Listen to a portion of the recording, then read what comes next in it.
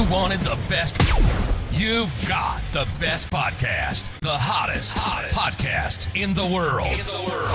The Chris Voss Show, the preeminent podcast with guests so smart you may experience serious brain bleed. Get ready. Strap yourself in. Keep your hands, arms, and legs inside the vehicle at all times, because you're about to go on a monster education roller coaster with your brain. Now, here's your host, Chris Voss. Hi, folks. Chris Voss here from thechrisvossshow.com, thechrisvossshow.com. Hey, we're coming here with another great podcast. We certainly appreciate you guys tuning in. We always appreciate you tuning in. There's never a time that we don't. So thanks for being here. Be sure to refer the show to your friends, neighbors, relatives. Go to thecvpn.com. You can see online podcasts there. If you're listening to some of our other siloed podcasts on certain topics, like book author podcasts, you'll probably hear this over there as well. Refer your friends, neighbors, relatives, thechrisvossshow.com. You want to see the video version of this interview, you can go to youtube.com/Chris Voss. Hit that bell notification. You can also find me on Goodreads under Chris Voss for book reviews. And you can also go to Amazon.shop/Chris Voss. And you can see all the books of all the wonderful authors, brilliant people that have been on the Chris Voss Show. Order all their books. Just use that credit card. Max it out. Plenty of COVID reading. Today, we have a guest I'm really excited to have on because we have a lot of serious kind of doomsday political stuff on lately. Not to discount it, but it's been pretty serious lately. And so now we have a wonderful, exciting author. She's the author of a multitude of books, and this book is going to be a fun discussion. Her book is Sex with Presidents, The Ins and Outs of Love and Lust in the White House. Her name is Eleanor Herman, and she's with us today. She is the New York Times bestselling author of Sex with Kings, Sex with the Queen, and several other works of popular history. She's hosted Lost Worlds for the History Channel, The Madness of Henry VIII for the National Geographic Channel, and 2 seasons of America, Fact versus Fiction for the American Heroes Channel. She lives in McLean, Virginia with her husband and rescue dog and 4, according to her, very annoying cats. How are you doing, Eleanor? Welcome to the show. I'm great, Chris. I'm so excited to be on. Thank you for having me. I'm excited to have you. It's nice to talk about something other than just like politics, although technically I guess we're still talking about politics. So give us your plugs where people can look you up on the interwebs, please. Oh, well, my website is eleanorherman.com, and there's a really hilarious video that I had put together on my new book, Sex with Presidents. So click on video, and it's only about 2 minutes long, and listen to the very end with your sound up. Okay, there you go. I'm not sure what that's going to be, but Sex with Presidents? Are we talking audio or something? No, I'm just kidding. You get to hear JFK now. So give us the reason you wrote this book, if you would, please.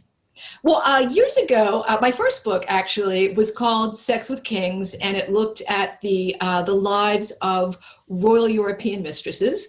And I followed that up with Sex with the Queen, and it looked at European queens and their lovers. And I've always been very Eurocentric, interested in palaces and royalty and all of that.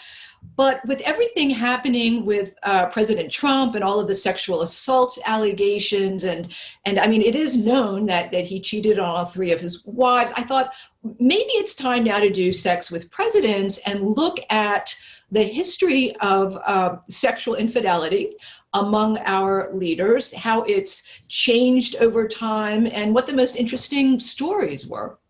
And I'd heard a lot of rumors and stuff about different presidents that we'll get into, but wow, you had some eye-opening stuff in the book. So give us an overview of the book, what's inside and all the details you put into it. Well, it starts in the 1790s when we were a very young nation, and the first political sex scandal was not a president, but it was actually Alexander Hamilton, who was the first Secretary of the U.S. Treasury and had an affair with a blackmailing prostitute. And from there it goes to Thomas Jefferson, who had a 30-year relationship with Sally Hemings, his enslaved woman, up through Grover Cleveland in the 1880s. He had raped a woman and impregnated her, up through characters that you would be more familiar with, like Franklin Roosevelt and JFK. and Clinton and Trump. Well, let's get right down the dirty. What's the most salacious stuff? Okay, so there was a lot. There's a lot. Oh, wow. I think the most disgusting stories are in the JFK chapter, because that guy was just pathological in his need for sex. Several times a day with strange women. He would drive the Secret Service crazy. When his wife Jackie was not there, these women would just show up and say, the president is waiting for me, and he didn't want to wait to have them vetted. You know, there were knives up in the kitchen in the residence. And the creepiest detail about this is that he would have sex with these women, not on his own bed, because there's both a president's and first lady's bedroom in the White House residence. He would take them into his wife's bed, do it there, right? And then he wouldn't even have the sheets changed. He would have his staff and the Secret Service pick hairs and bobby pins off of these dirty, used, sex-stained sheets. And so his wife would come home to this. And one time, there's a very funny story. She goes to bed, puts her arm under the pillow, and comes up with a pair of women's panties. Oh! Dangles them from her finger and says, would you please shop these around? They're not my size. There's another great JFK. Amazon shopping. So when he was entertaining women in the evening, he would tell the staff, don't come up to the residence, right? So there was this electrician who was going to change a light bulb, and he pressed the wrong floor, and the elevator doors opened in the residence. And he said, he saw this young blonde woman running completely naked, breast swinging, towards him with JFK behind her, and he kept trying to push the close the door button to get out of there. You know, that blew my mind when I took a look at the book, because I was, we'd always heard the rumors of JFK and them and then Madeline Monroe. Did you get into any of the Madeline Monroe stuff, or is there anything? Sure, yeah, they had an affair, and it actually ended after the night of his birthday at Madison Square Garden, where she was singing "Happy Birthday, Mr. President" in that skin-tight gown. And apparently it was just so obvious to everybody that they were just oozing sex, right? It was like in the air, that he realized it was becoming too obvious, and so he dumped her. But what was more alarming, he had affairs with socialites and divorcees and his employees in the White House. But there was one particularly tragic story where there was a 19-year-old intern who was working in the White House press office, and he invited her up to see the residence, where they lived. And she just had stars in her eyes, and he pushed her down on Jackie's bed, of course, and had sex with her. And she said she wouldn't exactly call it rape, but she was so shocked, she's like froze. She didn't cry out. And on her way home that night in a cab, she was sort of sad and thought, gee, I'm not going to be a virgin on my wedding night. So, he was really a lousy human being in some respects, as far as I'm concerned. There's I'm not sure what the psychological word is, but when you're having sex with women on your wife's bed, you're trying to send her a message too. Like, I don't know if it's narcissism or some kind of weird sadomasochist message of an FU, or I don't know. Yeah. Psychologically, there's something really twisted and nasty. Yeah, that's really like when you're that overt, where, and what's amazing is like Jackie O was a beautiful woman. Right. I mean, Jackie Kennedy at the time, I should say. But I mean, she's a beautiful woman. Like I wouldn't cheat on her. She seemed nice. But going through your book, so let me ask you this. Did Bobby have sex with Marilyn too?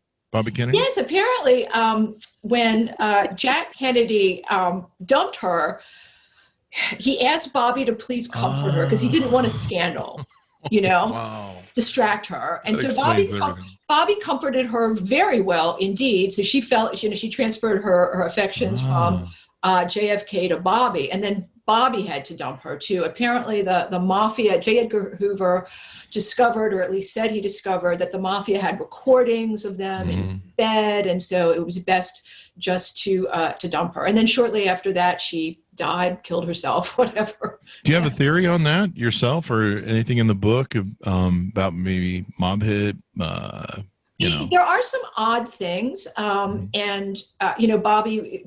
There are some stories that Bobby was in the neighborhood when that happened. Nobody exactly knows where Bobby was.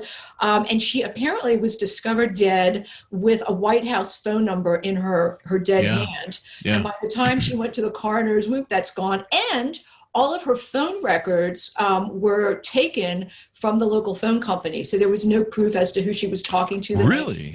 Yeah, I mean, it could have been that they didn't kill her, but she was still calling the White House and they didn't want it to get out. I don't really know. It's a great mystery. Wow. So is it possible that Jackie maybe had JFK killed? Because, revenge? Revenge. I don't think so. Never know, man. I think she would have liked to have killed him. I made some women angry in my time, and they've told me that they would like to kill me. So, and I can't blame them. I wasn't the greatest. So this is pretty interesting. You get into all the sordid history. I believe, my history of being an American is most times we've always assumed that, these guys are pretty old and decrepit in their old age, and they shouldn't be that virile, especially in the Viagra days. Oh, that was the other question I was going to ask you. Kennedy had a bad back. He always needed that special chair. Was that really the reason he had a bad back? Was because he was so busy? So there were two reasons that Kennedy had a really bad back. I mean, sometimes he was so debilitated, he was on crutches. He would bring like a rocking chair to dinner parties that he went to because it just hurt to sit in a regular chair. One reason was that he had something called Addison's disease, which really, it's like kind of destroys the backbone. And then the other thing was he had been a hero during World War II when he was a PT naval captain, and it got hit by the Japanese, and that really even messed up his back even more. But the result was that he was a very lazy lover, and he expected the women to do all the work, I guess you would say. And the actress Angie Dickinson once reportedly said that Jack Kennedy was the best 60 seconds of her life. Oh! Several of his women reported that he was just the worst lover ever. Wow. And he was young. He was only in his early 40s when he was president. So do you find that there's a correlation between ultimate power, narcissism? I mean, most everyone who runs for president is some kind of narcissist. They'd have to be. A certain way. What normal person would think that, you could run the whole country, right? That's the one thing I've learned in my study, especially of like religious leaders. I know because I'm a man, there's three things that are the triad of men: money, power, and sex. And there's nothing that drives a man more insane if he has money and power, but he can't have unregulated sex. And if he's got, a wife of 10 or 20 years and she's not interested in him anymore, then he's got a serious problem on his hands. And that's what you see when you always catch some, Jerry Falwell sitting in the corner, Jerry Falwell Jr. sitting in the corner. Right. So so you found that's pretty much a narrative of stuff. Who of all the presidents was having the most sex? Sounds like it was JFK, maybe. It was JFK, and then I guess a close second would be Warren Harding, and he was president in 1920. Mm-hmm. And he was a good-looking man. Even when he got portly and gray in his 50s, he was handsome. He had these chiseled Roman features, but there was something about him. I don't know if it was pheromones he was exuding, but women ran after this guy like howling cats in heat, right? Like all types of women, teenage girls, opera singers, wealthy socialites. They were banging on his door saying, "Please have sex with me." And he almost always obliged them. Now, the problem with Warren Harding is that he loved to write these 50-page pornographic love letters, right? And so these women had them. And when he became the nominee and then president, they would say, "You need to pay me a lot of money if you don't want me to go to the press with these love letters." And so a group of wealthy donors for the Republican National Committee would buy them. And they spent an awful lot of money doing that. And so he felt that he had to reward these donors by giving them cabinet positions once he became president. And then they robbed the country blind, and there were a lot of scandals, even though he didn't know about it. But it totally ruined his legacy. If we put a if we put a female in the office, are we not going to have these problems, or what do you think? Chris, I really doubt it. I work so hard to find a sex scandal with a female national leader. And when you look at the ones that spring to mind, I mean, Margaret Thatcher, right? Golda Meir, Indira Gandhi, Angela Merkel. There's not a whisper of a rumor about any of these women, having love affairs. I remember the look that Angela Merkel gave George Bush when he rubbed her shoulders, kind of suggestively. It was pretty off. It was like, I'm like, dude, you just crossed the line, man. You just like. Why did she let him know as well? She should have. There's a very funny Warren Harding story. So he was bringing these women into the White House, and his wife Florence was older than he was and extremely jealous, like she was just watching him every minute. Most of the wives, like Jackie Kennedy, like they knew what was going on and they would just leave as often as possible or, pretend not to notice. But Florence Harding was like, where's Warren? So she heard one day from her Secret Service agent that Warren had a girl in the Oval Office. So she runs down there and she's banging on the door, and his Secret Service agent, who knows very well what he's doing in the Oval Office, says, oh, you can't go in this door. You got to go in the other door, through the secretary's office. So she runs around. While she's doing that, the Secret Service agent calls in, hey, Mr. President, your wife's on the way. So they spirit the girl outside to a waiting car. He pulls up his pants. By the time Florence gets into the Oval Office, he's sitting quietly at his desk perusing some papers. I think we need to pay the Secret Service a lot more because they're taking more bullets than they're like the ultimate paid wingmen at this point, really. And they're picking hairs off of sheets. So yeah, I agree. Right now they're picking up diapers out of Trump's office. So I guess the next big question we need to ask is Trump getting any from? Hold on, I had this joke set up earlier. Is Trump getting any from Mayor Giuliani? How much sex are the two of them having? Well, I don't know about that, but I do think in terms of women, I just think with the stress and the White House, certainly in the early days, was leaking like a sieve, and I don't know that he's in the physical condition. Yeah. That would be my suspicion. And we need to work on that because we need to get that heart some activity. He's having those mini strokes. I mean, worst case scenario. Anyway, so basically what you're saying is Melania ain't having nothing that. Who knows, right? It's just my opinion looking at this book. Yeah. Was George Bush Jr. and Sr., were they both chaste? They both seem like pretty religious dudes. And Sr. had an affair really? with the secretary of 20 years named Jennifer. Grandma Barbara? No way. Yeah, and it really saddened Barbara. Jennifer Fitzgerald, was his secretary, and they were very close, and they travel around together before he became, even before he became vice president. And they would stay together often in the same room, which made their hosts uncomfortable because everybody loved Barbara. So apparently he did have that one relationship. Wow. And then did George Clinton have anything more in office? I know previous he was partying there in Bill Clinton, you mean? Yeah. Bill Clinton, did he have more than just Monica Lewinsky or in office? Certainly beforehand he did. And the story is that when he first became president, he behaved himself because, he just knew the public eye was on him and things can leak. And then when he had this cute, flirtatious intern, which was 1995, I think, when she started there, he just couldn't help himself anymore. It had been 3 years and that's how that relationship developed. But I think other than that, he probably did his best to behave himself.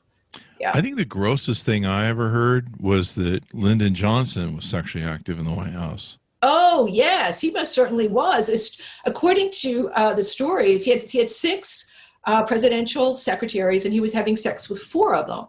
Now, there's a very funny story where one day Lady Bird, who had accepted her husband's philandering and loved him despite that, walks into the Oval Office, and there is her husband, Lyndon, having sex on a sofa with one of the secretaries. Oh my And God. Lady Bird, being Lady Bird, very sweet and genteel, is like, oh, I'm sorry. And she backed out. Well, Lyndon was still humiliated and very upset. So he had a buzzer system installed so that next time Lady Bird was rounding the corner to go into the Oval Office, the Secret Service would buzz him and give him enough time to pull up his pants, sit at his desk, the secretary pull up her pantyhose and sit there next to him pretending to take dictation. It's sort of doing a Warren Harding.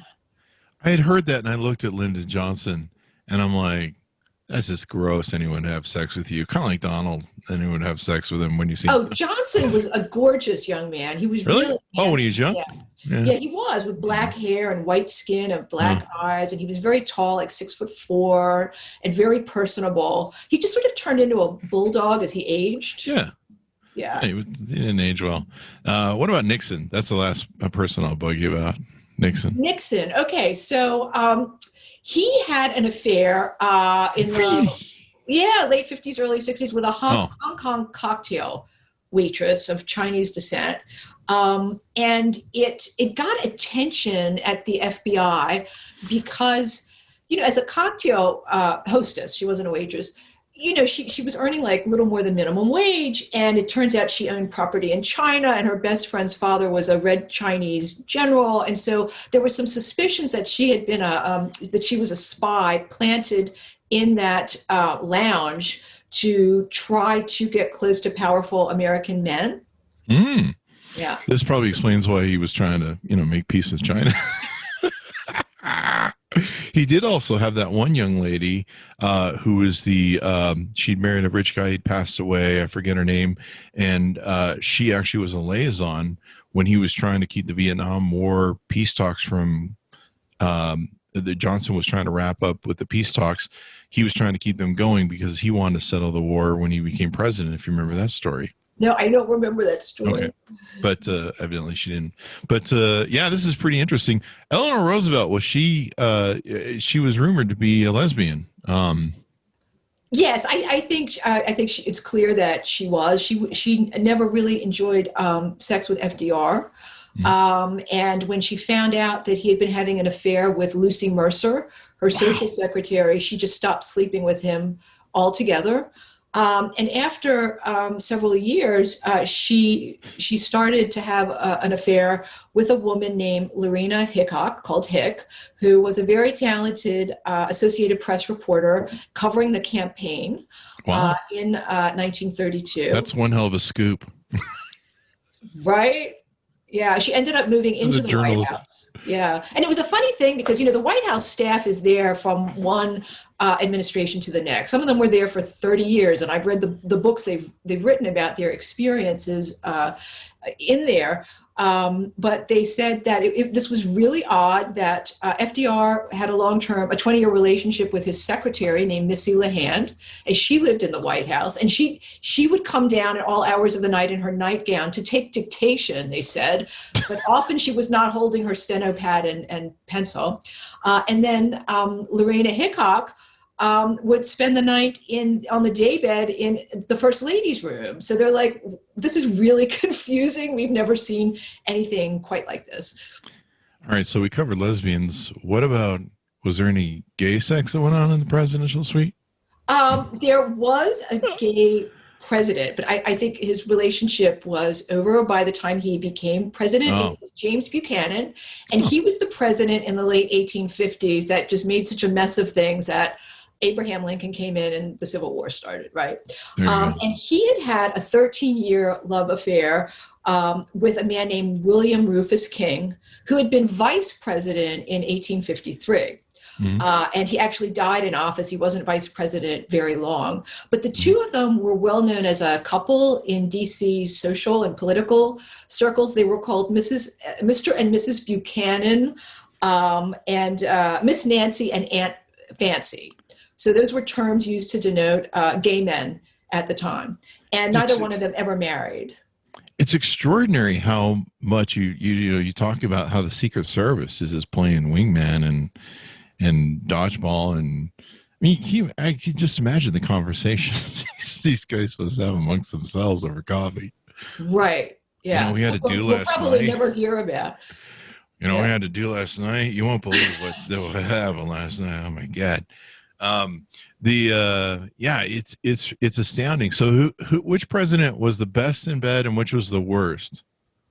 Okay, so worst would be JFK because of the back.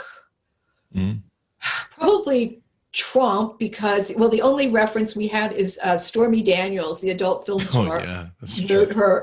Wrote her autobiography, of course, and she describes their one night stand, and it lasted like 2 minutes, and she said it's probably the least impressive sex I ever had, and she's probably had sex with thousands and thousands of men, so that's really saying something.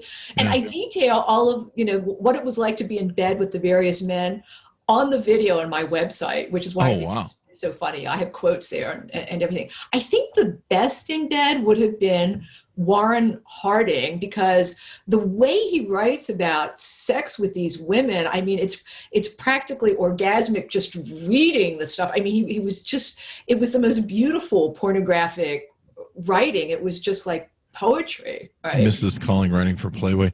Did in any of these cases, did you look at them and go, I mean, it sounds like you saw some disturbing similarities between how they presided as presidents and the things that they did and how effective they maybe were or weren't based upon how much sex they were having. I don't know that that's necessarily true. I think history has judged JFK to be a good president. So right? Maybe we should be having presidents, getting it on. I don't know that it plays a role. So like, there are basically two different kinds of stories. One is just like the sick, twisted stuff, like JFK with the women in his wife's bed. Certainly allegations of sexual assault are totally yucky and creepy. That goes for Bill Clinton and Donald Trump. But then there are really beautiful love stories.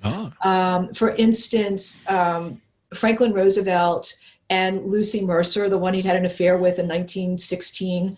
And really wanted to divorce Eleanor to marry her. Oh, wow. But they stayed close until literally the day he died. She was with him secretly when he had his fatal stroke in April of 1945. And Did that she was give just him the fatal stroke? No, because there were other people in the room when he had it. And then there's a really beautiful, tragic story of Dwight Eisenhower and his driver and aide, who was a very lovely woman named Kay Summersby in her 30s, when he was the supreme commander in Europe trying to stop Adolf Hitler. And that was just a beautiful and sad love story. It was sad because by the time they finally tried to consummate their love, and this is 2 years into working 16-hour days, right? He couldn't. He had erectile dysfunction. Oh, wow. And it just, they tried again a few months later. And then I think he realized that he couldn't divorce his wife, Mamie, and marry this vital young woman, that, she needed somebody who could satisfy her sexually. And so he in a cowardly way, dumped her, and it haunted her the rest of her life. But there are some really beautiful love stories. It's not all like really gross and disgusting. Nice. At least there's some love in there. And I used to, you read the letters Churchill used to write, and I think to his wife or girlfriend, and he was really in love with her. And his wife, as far as I've heard, like he never had an affair. He just adored his wife. Yeah. And he wrote these most beautiful letters. I remember one time that she was on a ship somewhere, and he kind of got the impression maybe she was having an affair on him. But the love letters and stuff. It's an interesting thing. We have to realize that presidents, I guess, are human too, so they have the same sort of urges and everything. We're just kind of like, well, you have to give up all that fun stuff. So if you want to be president, but it is interesting now that we've entered this era where, geez, you look at how the whole country was just aghast. Bill Clinton had sex in the office with an intern. Now we've got this guy, and it's a wonder we don't have spirit rhinos being run out of the West Wing. Things have changed, right? And my book looks at that. So the one thing that's really huge that changed was the press's coverage of political sex scandals. So in the 1790s, when Alexander Hamilton had his affair, up through about 1900, journalists were very muckraking. They would cover just the most disgusting, salacious details. So all of his story came out in the press. Thomas Jefferson's relationship with Sally Hemings out in the press. Grover Cleveland raping poor Maria Halpin out in the press. And then starting around 1900, journalism became a profession rather than a trade. And the National Press Club was formed. There were standards of acceptable journalism. And from 1900 up until Watergate, the press just did not report on this stuff. And they all knew about Kennedy and all of his women and Roosevelt and his girlfriend. Everybody knew about this, but it was not reported. And at Watergate sort of blew the top off the whole thing. Then all the stories started, all the stories started coming out about JFK and Roosevelt. All these stories started coming out. So that's one thing that really changed. The guy who really didn't understand that journalism had changed was Gary Hart, who in 1987, had an affair with a young woman named Donna Rice, and he felt it was nobody's business. And they caught him, and he was just very high-handed and holier than thou, and he ended up having to drop out of the race.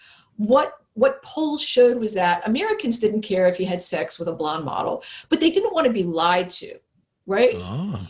So then Clinton comes along, and he lies about Monica Lewinsky. But then there's this kind of sexual McCarthyism where he gets impeached, not for the sex, but for the lying, right? And most Americans are like, you know what? We've all done something sexual we shouldn't have at one time or another, and we all lie about it, and who cares, right? This is a political witch hunt. And oddly enough, Clinton's popularity the final week of his impeachment process was the highest ever in office. It was 73%. Think about that. I mean, Trump hasn't gotten much above 40, right? 73%. So people didn't care, which is a good thing for Donald Trump. I mean, even evangelicals these days don't care. So I think that to American voters, policy has always mattered more than a politician's sex lives. Are you going to raise my taxes? Am I going to have a job? Are my kids going to have a brighter future? These are the things that American voters care about. They always have. But at this point, I think it's more clear than ever.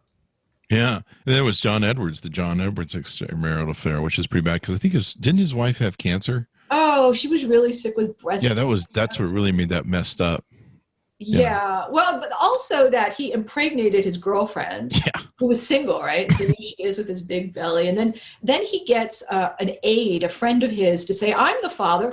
This guy was married and had 2 or 3 kids, and it was just lies after lies. And my advice for future politicians would be, if anyone comes around and says, look, we know you had this relationship or whatever, just admit it. Yes, I owe an apology to my wife. I owe an apology to the American people. I didn't live up to my own high standards. If Donald Trump had done that when the Stormy Daniels, he was afraid Stormy Daniels was going to go to the press shortly before the election, and the Playboy Playmate of the Year, Susan McDougal, if he had just, let the chips fall where they may, admit it if he needed to, I think it would have been far preferable than lying and paying these women off. And there's still legal issues going forward. There's still court cases, right? Yeah. Just tell the truth. Yeah. I think Anthony Weiner tried it, but the problem he did is he went back and did it more. Oh, Anthony Weiner. I mean, yeah. Maybe with that's how we... With a minor, right? He was Instagramming pictures of his genitals to some 16-year-old or something. Yeah. He ended up in jail. You get caught once, come on, man. That's maybe... People will forgive you once if you go up with tears in your eyes and you beg forgiveness. But, the second time, nah. Yeah. So what was the most important thing you learned from your book, or what really stood out for you?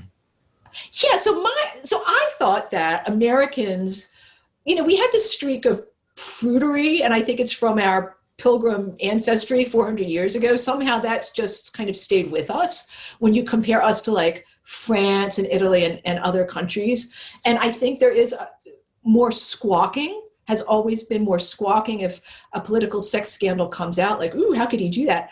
But still, people vote on the issues. That really surprised me. I thought, so in 1884, when Grover Cleveland was running, and everything came out in the press, he'd raped this woman 10 years earlier, impregnated her, threw her in an insane asylum so people wouldn't believe her story. Anyway, and then her story came out because she was counterattacking in the press, and everybody in the country knew this story. He didn't even deny it, right? And so he still won the presidential election. This was at the height of the Victorian era, right? Because people knew that he was not financially corrupt. He was going to reduce taxes. He was going to put crooked politicians in jail. And that's really all they cared about. They didn't care about this poor woman. I think we need to have more women in office. I've been a big supporter of that, especially since 2018 when I looked at the whole dais of all the idiots that are in Congress, and I'm like, there's way too many men here. No wonder we have so many problems and wars. And so in 2018, I was really promoting voting all women across the ticket, especially in Nevada where I lived, and we actually voted in the largest amount of women into the legislature there of any legislature ever. And they're doing great work. I don't know if there's any affairs going on, but they're doing great work. And so it seems like, they're busy doing work. I think we need more women in office. I do too. And in my research, I found, because I read some books on the psychology of politicians, and most men go into politics to be somebody. It's about ego, like, look at me. Whereas most women go into politics to help somebody. So they start running because they want better schools for their children, or they want safer gun control laws, or something like that. It's not as much an ego-driven phenomenon when women enter politics. Yeah. I can see that because I'm a guy. I know how the whole brain up there works, and like I say, it's the triad of the thing. Most people, when they go into politics, they don't really get in for the money, except once you get to the higher levels. Right. So really, it's about power, and then those two always equate to sex. There's nothing worse than a man can do. You see that in religious things all the time, where they get power and they can't go have sex, and then one day we wake up and it's like, what? He's on a thing with a guy in meth, and I thought he gay people. So it's interesting to me. What are some other aspects of your book that you want people to know? So my last chapter looks at political sex scandals in other countries, right? England has been a bit more conservative, I think, because there's a similar culture to ours, certainly the same language. Whereas the French and the Italians, they just don't care. As a matter of fact, it's the reverse. They think that when a male politician is having lots of love affairs, it means he's virile and he's healthy and he'll be a really strong, energetic leader. The funniest story that I found in my research was about the president of France in 1899, and his name was Felix Faure. He was in his 50s, and he was having an affair with a 27-year-old socialite named Marguerite Steinheil, and she would come into the presidential office once a week to help him write his memoirs, and they locked the door. Well, apparently he had a fatal heart attack during a sex act, and his hands locked into rigid fists in her hair, and she couldn't get them out. And so she had to scream, and the guards knocked down the door, and they had to cut her hair like really short to get the hands out. And as the presidential palace descended into chaos, and the first lady was running towards them, Marguerite grabbed her clothes and ran out the door with a very unattractive new haircut. Unfortunately, she left her corset on the floor, which the first lady found. But anyway, as far as I know, President Faure was the only world leader who came and went at the same time. Oh, wow. We need a little drum kick there. This sounds like a fun book to read, man. You get all the palace intrigue and the dirt and details and sex. This could make a great movie, maybe. I don't know. Well, we're already discussing TV rights with two different groups. But look, I think in this life, you can either laugh or cry. I choose to laugh, and I always look for the humor in a situation, and I try to write with a great deal of wit. A lot of my readers say they just burst out laughing on every page. And so, yeah, I do really try to make it fun. I think it's pretty interesting. I mean, there's so much of it you cover in the book, and yet we think most of our presidents are so chaste, or like you'll have like. Why would you think that? Yeah, we have people that are like, our president is like Jesus, and you're like, no. Oh, you mean with Donald Trump? There's something else going on there. I'm not quite sure if it's hypnotism. If you've or... ever seen the videos of him and Rudy Giuliani, where Giuliani's dressed in drag, and there's. I saw the beginning of one, but I had to turn it off. There you go. Anything more we need to know about you and your book before we go? Well, I would recommend the entire Sex With series, Sex with Kings, Sex with the Queen, Sex with Presidents. I wrote one book, I wanted to call it Sex with the Pope, but they wouldn't let me, so I ended up calling it Mistress of the Vatican. It's about a long-term affair of a pope in the 1600s. And yeah, it's all really fun and entertaining, and you will find yourself educated without going through a lot of boring, slogging stuff. I do that in my research. Some of it's pretty dull. And it's just a load of fun. So I hope that your viewers will check out some of my books and laugh with me about all these funny people in history. I think it's hilarious and it's great. And you got a wonderful other set of books too, as well, that you've written about. A lot of palace intrigue. If you love palace intrigue, you like romance, you find out all this stuff about the presidents. Wow. Okay. But, there's really very little. I mean, I look at sexual relationships. There's very little sex in the books. I'm fascinated with people. Like, why do they make the decisions, often like bad decisions, that they do? Why do they think why did Bill Clinton think it was a good idea to do that with Monica Lewinsky? There's so many questions, and I try to get in there and understand people, and perhaps at the end of the day, it'll help me understand my own life a little bit better. Is it kind of like rock stars? You know how women are really attracted to rock stars and throw themselves at rock stars? Oh yeah, power is the ultimate aphrodisiac, right? Henry Kissinger, who was really not a classically attractive man, was very powerful in the 60s and 70s. And he had the most beautiful Hollywood starlets on his arm all the time. It's not because of his looks, right? Yeah, I would say.